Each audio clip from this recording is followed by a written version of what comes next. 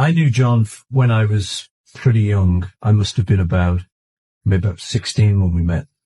So we were very good friends through all of that period. And then the Beatles broke up and he went to live in New York. So we didn't see much of each other. And there were a lot of problems around then. So we used to, we bitch at each other. And that was sad. But the good thing was that, he and I eventually made it up. I used to phone him in New York, after all the arguments were over. And we got to be friends again. And it was nice. Long distance friends, but it was still friends. And I could phone him. I said, what are you doing now? He said, I'm just baking some bread. Baking bread? Oh, I've done that. Or he said, I'm just feeding the cat. You like cats? And I said, well, I've got a couple of dogs. We talk about ordinary things. And that brought us back together again. Because when we talked about business, it always ended up, your business, my business. What are you doing? What am I doing? It was crazy. Business is like that, can be anyway.